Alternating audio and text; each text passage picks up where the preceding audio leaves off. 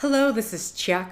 We are back again with another set of Nancy Drew, Legend of the Crystal Skull. We have this book here, Hoodoo Signs and Symbols, and we are going to read it right now. So, spectriloquy. To most people, spells that are cast using words spoken out loud sound like gibberish, repetitive, nonsensical, and annoying. But these are powerful spells indeed, so powerful that there are only two ways to negate them.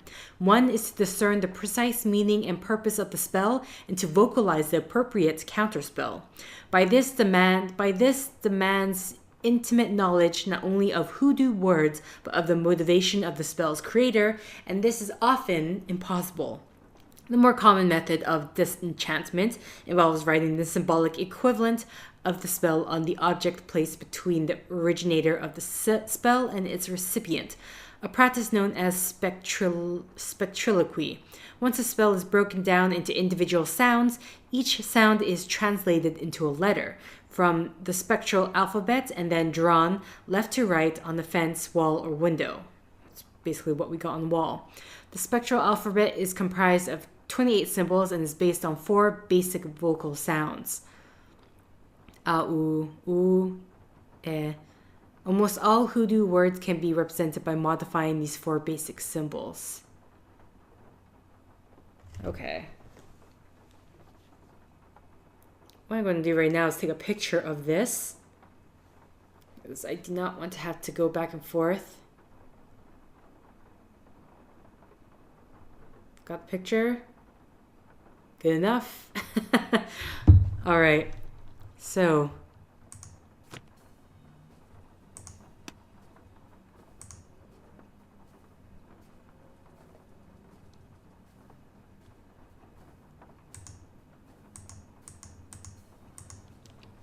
and these symbols match. This one is Ba, Baza, Baza, Bazalu, Bazalu, Bazalu, Bazalupa, Bazalupa, D, I think it's this one, D, Mu, Dimu, Bazalupa, Dimu, Ka. Bazalupa, Dimu, Ka?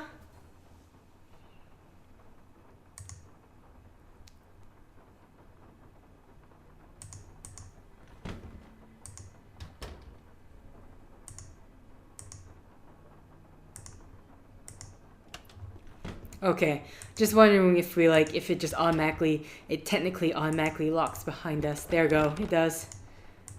That's solved. Wasn't a long read. Thank goodness.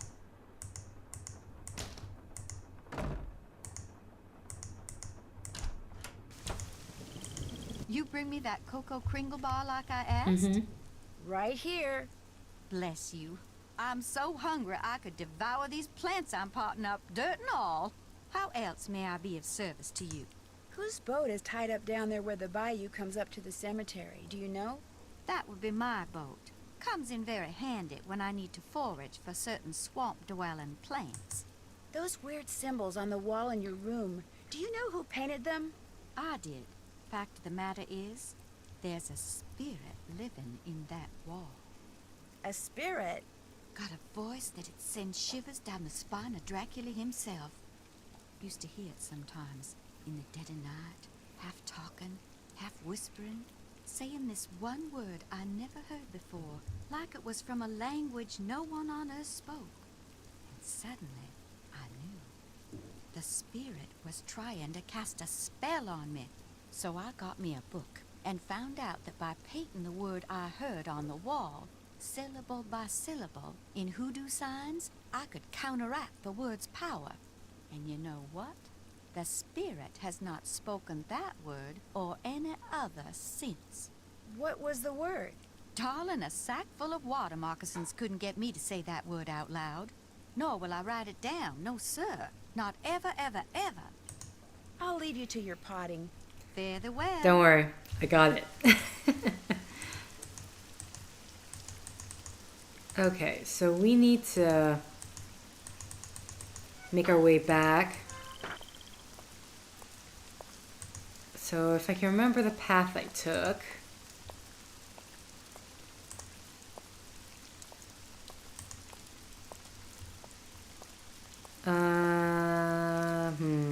This part I don't remember. Yes, okay, good.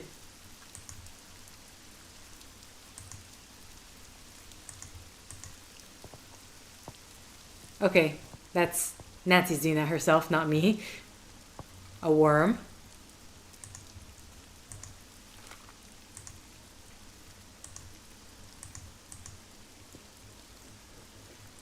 Ah.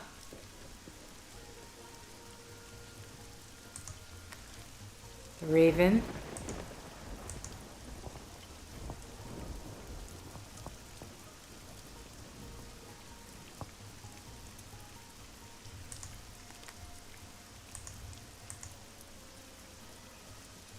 The coffin.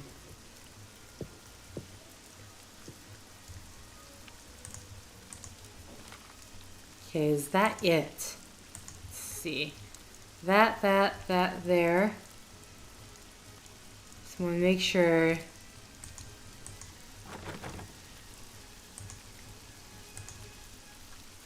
Okay, that.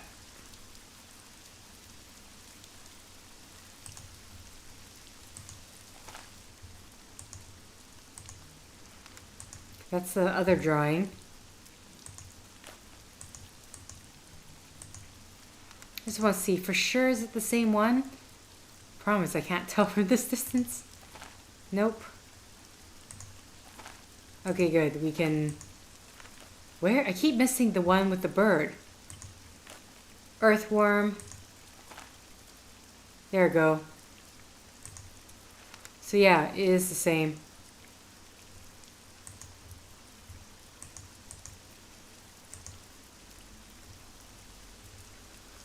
Okay. Well, let's explore the cemetery more. Living Roots Memorial. Oh, did I take a long way around? I did. So here's a shortcut, guys.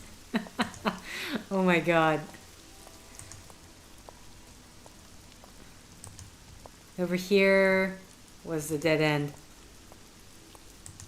Okay. And then this side was just the memorial? Yeah. Okay.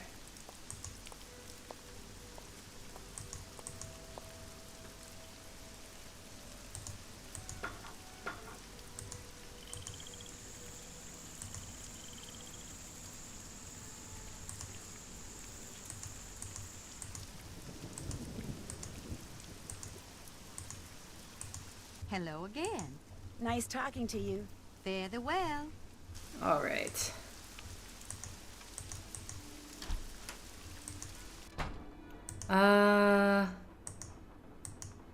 Ooh, is that a piece of paper?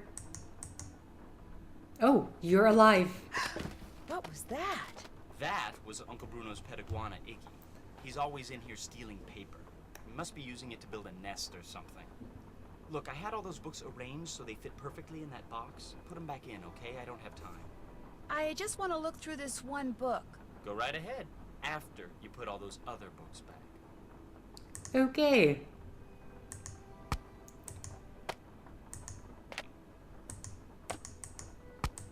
What?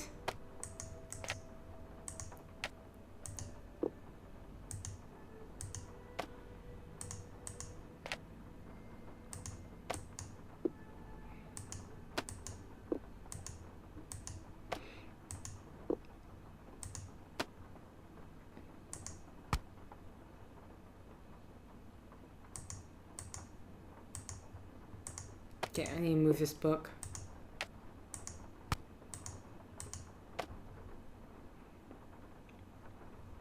Okay.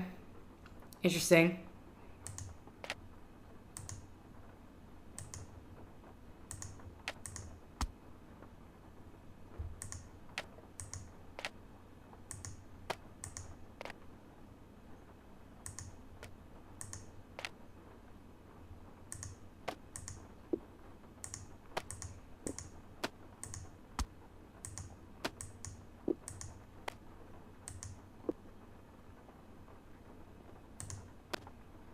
Is there any book skinny enough for that? I don't think so.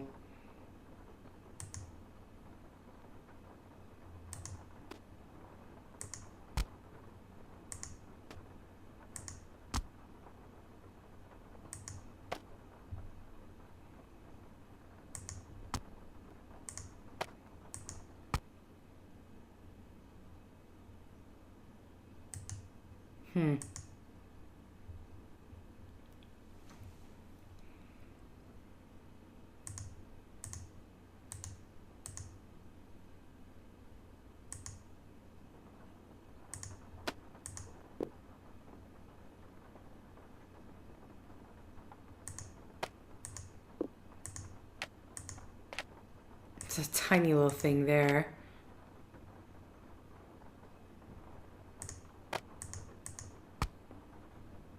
No.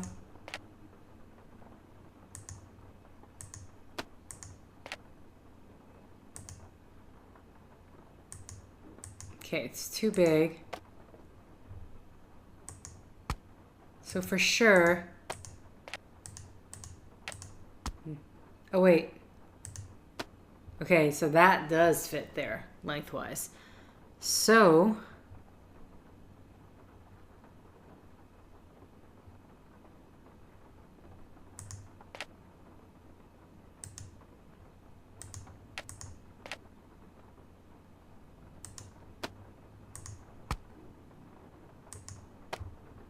Okay.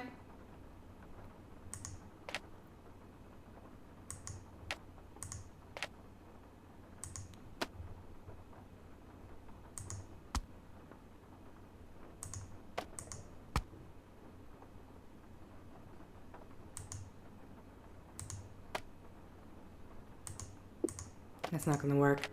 I need to put this up here. This has to go here. Wait.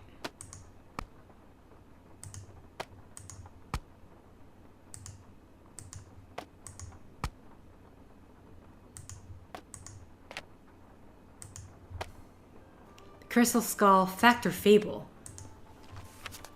Fact or Fable, Beatrice Hotchkiss. There's a number there. An overview. One of the most ancient and widespread legends known to humankind can be summed up thusly. Scattered over the earth are 13 humanoid skulls carved out of pure crystal. At some point in the future, fate will bring the 13 crystals together, 13 skulls together, and they will speak, imparting wisdom that will save the human race from annihilation and usher in a golden era of peace and enlightenment. There are several versions of this legend. In one, the skulls were created by Mayans, Incans, or Aztecs, and collectively form a repository of information detailing how and why humans came to be. Another legend credits their creation to the extraterrestrials who seeded the earth with the human race and left the skull behind to explain their actions at some point in the future. Yet another contends the skulls are ancient in origin, but more important, each skull is somehow magical in of itself. The distinctive gifts they offer their owners repeatedly include precognition, clairvoyance, telekinesis, and of course, immortality. Some variations combine all of the above. What is both indisputable and intriguing about the general legend and its smaller, colorful variation is that several mysterious crystal skulls have indeed been discovered in the past millennium, turning up in all corners of the earth. What follows is an examination of everything that is currently known about these skulls in hopes of separating the facts of their existence from the fantasies of the human imagination. The Whisperer. The first documented reference to the skull, known as the Whisperer, came in 1532, shortly after Hernando de Soto helped Francisco Pizarro ambush and capture the Incan emperor Atahualpa at the Battle of Cajamarca. De Soto's aide-de-camp, while updating the De Soto's expedition record, noted that during Atahualpa's subsequent imprisonment, De Sado befriended the Incan ruler. In time, Atahualpa told De Sado a secret. He possessed an exquisitely detailed life-sized human skull that the ancient ones have carved out of pure clear crystal. He happened upon it at the hut of a deceased priest whose astonishingly advanced age had caused his fellow priests, out of fear and jealousy, to slip him a fatal dose of poison. Atahualpa took a fancy to the skull and kept it, and soon realized that the skull, which he contended would sometimes whisper to him in an unearthly voice, using unfamiliar words, was giving him immunity to all human ailments, as long as he possessed the skull. Atahualpa told De Sado he would live forever. But like the priest before him, and like everyone who possessed this particular skull after him, Atahualpa soon discovered that while the skull could perhaps protect him from the ravages of time and nature, it was no match for the treachery of his fellow man. To Sado's great surprise and dismay, Pizarro had Atahualpa executed. Although there is no other mention of the skull in De Sado's records, it is highly doubtful that the Spaniard would have left such a treasure behind when he returned to Europe in 1532. 36, not 32. Indeed, the next documented reference to the crystal skull, which Atahualpa seems to have inadvertently bequeathed to De Sado, came in a letter written by a nobleman in the court of Philip II, the member of the Austrian Habsburg family who took over the Spanish Empire in 1556. While a guest at the Habsburg Palace in Vienna, the nobleman mentions encountering a crystalline head of death, which a manservant swore made utterance strange and low, too terrible for the ear to bear. Apparently, the skull then made its way to France, most likely via Anne of Austria, who married King Louis XIII of France in 1615, because the next reference to a death's head carved from remarkably clear crystal can be found in the manifest of a ship belonging to René Robert Cavelier de La Salle, a French explorer who in 1684 was preparing for a journey that would take the skull, ironically, back to the New World from which it had come. The fact that La Salle took the skull with him on his expedition to colonize the Mississippi River Valley suggests that he may have been aware of its reputation for conferring immortality upon its owner. But once again, his real enemy proved to be not age or disease, but his fellow man. A group of his men stranded in what now is Texas after the expedition landed in the wrong place and antagonized the local Native Americans, eventually mutinied and killed La Salle so they could abandon their mission and head for the relative safety of the French outposts in Canada. The Whisperer, however, appears to have been left behind and didn't reappear until almost 200 years later. The photo to the right, found in the basement of a library in Jonesboro, Arkansas, suggests that by 1881, Atahualpa's crystal skull had found itself in the hands of traveling hucksters who apparently used it to lure potential patrons to his wagon so he could sell them various bombs and elixirs. If he is the same Curtis Caldwell who, according to census records, settled in Baton Rouge, Louisiana, he lived and worked to the ripe old age of 93, dying only when a dissatisfied customer set fire to his house in a fit of anger. Murder? If the Whisperer was in Caldwell's house, it no doubt survived the fire, but exactly what happened to it next has proved impossible to discern, and its current whereabouts is a mystery. But what is known about the skull's previous owners could prove useful, very useful, in solving that mystery. For all the people who have possessed it have had two things in common. They lived for an unusually long time, and they always, without exception, met death at the hand of another. In other words, the trail that leads to the discovery of this particular crystal skull would likely be one that begins with murder.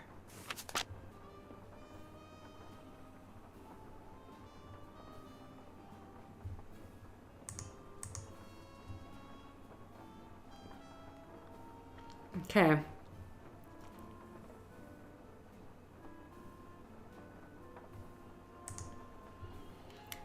Got anything to say about the skull, dear sir? Yes? How did Bruno die, if you don't mind my asking? Just dropped dead in the front hallway. I mean, the guy was 95 years old. Here, check it out. Myocardial infarction. That's doctor speak for heart attack. Attending physician Dr. Gilbert Buford, 504-555-9970. Was that Bruno's doctor? And his best friend, or so I'm told. I've never met him. Interesting keychain. That's one of Uncle Bruno's glass eyes. It's the one he was wearing when he died. How nice. Anything else? I'll let you get back to work. Whatever. Okay, so we got... Assuming, can I make not a call in his presence?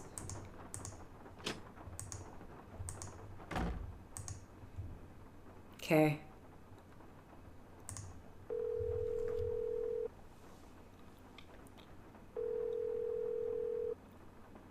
Yes, hello? Hi, my name's Nancy Drew. Is this Professor Hotchkiss? I am she, Nancy Drew. Your name has a ring to it. Do I know you? Yes, as a matter of fact, we met a little while back in Wisconsin. Oh, yes, you were the delightful young lady doling out the samples in the tasting room of that cheese factory. Yum, yum. No, I met you at Wickford Castle. That's ridiculous. There was no cheese tasting room at Wickford Castle. No, we were both guests there. I found a journal written by Marie Antoinette which you translated. Remember? Thanks to you, suddenly all I can think about is how wonderful a nice big slab of Colby cheese would taste right now.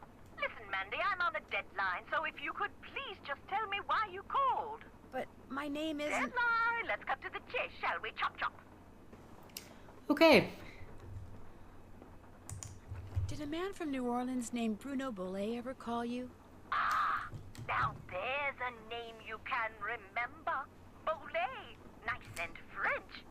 I'm a scholar of French history, you know. Yes, I know. So did Bruno Bollet call you? Indeed he did. Oui, oui. Okay, you're gonna continue on with Why that? did he call, if you don't mind my asking? Because he had read my book, of course. The Crystal Skulls. Fact or fable, one of my best efforts. Sold like hotcakes, smothered in a rich, tangy lemon sauce. I suddenly want hotcakes smothered in rich, tangy lemon sauce. Did he say anything about owning one of the skulls himself? I would have hung up on him straight away if he had. I tell you, Brandy, if I had $1 for every crackpot who's called claiming to own one of those skulls, I'd be able to dine at the Russian tea room every evening for the rest of my life. All right, that's a bit of hyperbole, but you get the picture. No. If memory serves, we talked mostly about the skull called the Whisperer. He wanted to know if I had learned any more about it since my book was published, which I hadn't, or if I had any theory as to what happened to it, which I didn't. And that was the extent of your conversation? Well, now, let me think. My, such insatiable curiosity, Nellie. You remind me of someone I encountered on one of my journeys. But for the life of me, I cannot remember her name or the circumstances. Nancy Drew? Wickford Castle? Ah! The eyes have it. I'm sorry? That's what Bruno Bollet said when I turned the tables and asked him if he had any idea where the Whisperer was. He said, the eyes have it. Then he chuckled and hung up. How much would a crystal skull like the Whisperer be worth? In this crazy day and age, where the shorn hair and used tissues of celebrities get sold for thousands of dollars, there's absolutely no telling, Candy. $500,000 easily. Maybe even $1 million. Maybe 2. Maybe 10. The sky's the limit. Cha-ching, cha-ching. If someone found a skull made of crystal, how could they be sure it's one of the crystal skulls? Wonderful question, Francie. How indeed? Because there are sure to be thousands of fakes out there. Perhaps tens of thousands. But remember, the real skulls were made long before the tools commonly used for carving today were invented. Which means, let's put on our thinking caps. Modern-day tools would have left marks if the skull was a fake? Exactly so. Mind you, the marks on a good fake would be microscopic and thus imperceptible to the human eye. However, any thorough laboratory analysis would quickly unmask a counterfeit. So the only way to prove that a skull is the real deal is by proving it's not a fake? And by examining its provenance, its history of ownership. If it can be shown that a particular specimen has been passed along from antiquity into modern times and didn't just suddenly appear in, say, Germany in the mid-19th century, that would tend to support its authenticity as well. The idea that the Whisperer can make its owner immortal, do you believe that? I believe that things that defy any so-called rational explanations happen all the time, Nessie. Now, does that mean there are mysterious external forces at work in the universe of which we do not and cannot ever have full knowledge? Or does it all boil down to us? If the human heart desperately wants something to be true, does the human mind have the power to make it true? Who knows? Oh, questions, questions, questions. Oh, how dreary life would be without them. In your book, you said that all the people who've ever owned the Whisperer were murdered. Yet Bruno Bollet dropped dead of a heart attack. Are you saying the Whisperer was in his possession after all? The scallywag! Why didn't he tell me that? Oh, that's right, I would have hung up on him. Well, if that's the case, then I strongly suggest you take a close look at his so-called heart attack, Sandy. Because if he owned the skull and he died, I guarantee you it was at the hands of someone else. Or my name's not Beatrice Gertrude Winifred Hotchkiss. I'd better go. Thank you. Toodaloo! Okay, let's call the doctor. If he's going to be awake at this time. What time is it even? This is Dr. Gilbert Buford's answering service. How may I help you? I need to talk to Dr. Buford. Could you maybe give me a number where I can reach him? No, ma'am, I cannot. Is this an emergency? Sort of. I mean, it's not a medical emergency. See, I'm only going to be in town for a short time, and Dr. Buford and I have this mutual friend who died recently, and I just really need to talk to him about it. Need some consoling, huh? Yes, I need some consoling. That's it exactly. Well, tell you what. It's against the rules to give you his phone number, but I can tell you that now that he's all but retired, Dr. Buford spends most of his evenings at his favorite gumbo stand down in the French Quarter. If you really need to talk to him, you can probably find him there. Great. Do you know the address? It's at the corner of Rampart and Domain. Did you say Rampart and Domain? I did indeed. Granny Pumpkin's Cajun cooking. They make some darn fine gumbo. Thank you. Thank you very much. You're welcome, and I'm truly sorry about your loss. My loss? That mutual friend of yours and Dr. Buford's? Oh, right. Thank you. That's very kind of you. Bye. She's like, ooh, yes, I'm just going to just call away. Okay, so that means we need to call Bess and switch over.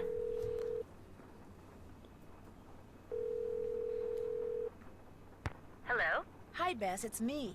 So what's been happening? Tell me everything. Well, let's see. Since the last time we talked, I was just about getting ready. Interesting stuff. But the reason I called is, I need you to talk to this doctor named Gilbert Buford, who, as it turns out, likes to hang out at a gumbo stand called Granny Pumpkin's Cajun Cookin', which should be right across from our hotel. You just want me to talk to him? That's it? Nothing nefarious? No black ops stuff? He was Bruno Bollet's doctor, and apparently his best friend, too. I just need for you to see if he thinks there was anything weird about the way Bruno died. What do you mean by weird? I mean, I kind of think maybe Bruno was murdered. Murdered? By whom? That's what I'm trying to figure out. Everyone's a suspect at this point. Including this Gilbert Buford guy? Well, Great, I'm gonna be chatting up Jack the Ripper. oh, I'm sure the guy's fine, but be subtle, just in case. Well, I can see the gumbo stand from our balcony. If he's the guy that's sitting down there, I guess he looks harmless.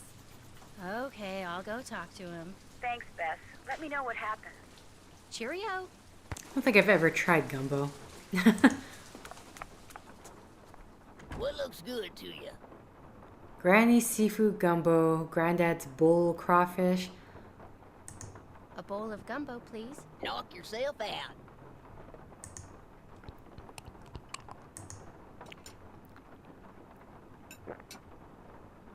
Woo, that was hot. She just eats it at the counter. Okay.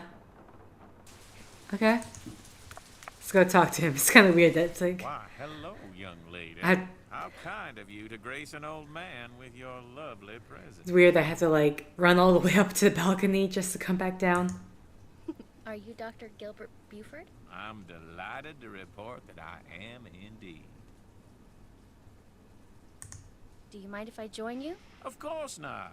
A little lively discourse would brighten this gloomy evening considerably. This here is my favorite spot in the whole city. Delicious gumbo, pleasing view, particularly now, I might add. My name's Bess Marvin. I'd like to ask you some questions about Bruno Bollet, if that's okay? I'd prefer subject matter of a happier nature, but I do not want to seem inhospitable, so what is it you want to know? Is it true that Dr. Bollet was your best friend? Well, now, I was certainly his best friend, but I cannot honestly say that he was mine. Fact is, while socializing with my fellow man, particularly with pretty young women such as yourself, has always been a source of pleasure for me, Bruno was just the opposite. Unfortunately, the older he got, the more numerous his idiosyncrasies became, and the less concern about their negative effect upon others he became. His idiosyncrasies didn't bother you? Now, as a doctor of medicine, I am not only accustomed to dealing with the abnormal, but I find that I'm actually drawn to it. I, for one, thoroughly enjoyed Bruno's outlandish personality. Although, at the same time, I fear it may have played a role in his demise. You see, he died of a myocardial infarction, most likely caused by age-related atherosclerosis. Dying of a heart attack is all too common for people who are socially isolated, and Bruno Bollet had most certainly become that. Did they do an autopsy on Dr. Bollet? No. Given Bruno's advanced age and the absence of any indication of foul play, an autopsy was deemed unnecessary, and the body was cremated according to Bruno's wishes. Where was Dr. Bollet when he had his MI? In the foyer of his house, just inside the front door. In fact, I hadn't seen him for a while, so I picked that day to pay him a visit. I walked up to the front door, found it unlocked as usual, opened it, and there he was, lying on the floor in obvious distress. The next thing I know, his housekeeper came running in and started shrieking and carrying on, until finally I sent her out of the room so she could summon an ambulance, and I could once again hear myself think. Then well, let's see. Then I knelt down and saw that he wasn't breathing. So I pulled him away from the doorway so I'd have more room to work on him, and began chest compressions. I continued until the medics arrived, but nothing they did made a difference either. Was Dr. Bollet unconscious the whole time? Yes, he was. Can you remember anything that might indicate what he was doing by the front door? I mean, had he just come in from a walk? Was he wearing a hat? Was he holding anything? Had he dropped something? An umbrella? Sunglasses? Wait a minute. Why, yes, he was holding something. A piece of paper. And on the floor next to him was an envelope. He must have collapsed while reading a letter. Do you know what happened to it? Now, I know the letter was no longer in Bruno's hand when the paramedics arrived, so perhaps he released the letter when I moved him. And yet, I do not recall seeing it on the floor when they wheeled him out the door. Iggy. What's icky? Iggy. Iggy is an iguana Bruno befriended, then turned loose in his home. It soon developed the annoying habit of stealing paper and stockpiling it in the vent system. Did you see Iggy while you were tending to Bruno that day? No, but then I rarely ever saw Iggy. Moreover, it would not have been the first time a missing document ended up in Iggy's possession. Renee would periodically call me saying the lizard had absconded with one of Bruno's prescriptions and would I please write her up a replacement. In any case, Bruno once told me he was training Iggy. Said he taught Iggy to retrieve the things it had stolen. Did Dr. Bollé ever say anything to you about owning a crystal skull? Why, yes. Yes, he did. In fact, he showed it to me once. Said it had magical powers. Said owning it was gonna allow him to live forever. I thought it was utter nonsense and told him so. Well, he didn't appreciate that at all. Refused to talk to me for a full 2 weeks. What'd the skull look like? It was quite beautiful, actually. Life-size, perfect in form and clarity, like a diamond almost. Tell me, Miss Bess, what do you know about that crystal skull? This friend of mine, who is also a friend of Henry Bollé, you know, Dr. Bollé's great-nephew. Anyway, while she was visiting Henry, she saw this book in Bruno's library about the legendary crystal skulls and was kind of intrigued and thought that since Henry said that you were pretty much Bruno's only friend, maybe Bruno had said something to you about it, and as it turns out, he had. That's all I know. I see. Well, much as I'd like to believe that skull holds the key to immortality, I'm afraid Bruno's passing proves it's worthless. Although it would make an attractive paperweight, as I recall. Tell your friend not to give it another thought. Do you think it's possible that Renee caused Dr. Bollé's death by, say, hoarding the pills from those missing prescriptions and giving them to him all at once? No. Had he died of an overdose of the medications I had prescribed, the manner of his death would have been quite different. But he died of a heart attack. Of that, I am certain. However, I know for a fact that Renee is deeply involved in the practice of hoodoo. And as Bruno's housekeeper, she had ample opportunity to use it against my poor old friend. You mean hoodoo really works? Young lady, never, ever underestimate the power of suggestion. If a person believes in something, even on a subconscious level, fantasy can easily become fact. And who knows what rubbish Renee filled Bruno's mind with? Drink this, don't eat that. This brings good luck, that brings bad, day in and day out. Even if he said he didn't believe a word of it, who knows how much his subconscious was absorbing? He was very old and vulnerable. So could Renee have caused Bruno to have that fatal heart attack? There's not a doubt in my mind she could indeed. I've bugged you enough. Good night. Okay. We're gonna go down. Can I help you? Get some jambalaya. Dive in.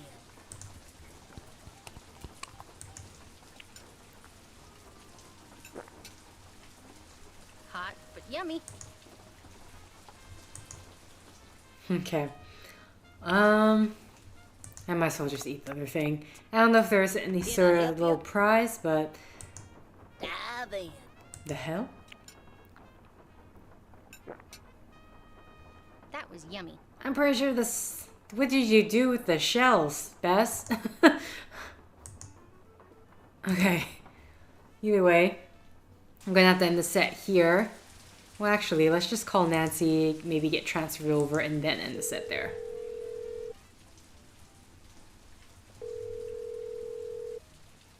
Hello? Hi, Nance. Okay, here's what's been happening at my end. And that's pretty much it. Good work. I'll take it from here. Thanks again. Good luck. Bye. Alright, so I'm going to end the set here. So thank you for liking if you like. Thank you for commenting if you commented. Thank you for subscribing if you subscribed. Thank you for favoriting if you favorited. Thank you for simply clicking on this video. Until next time, guys. See ya!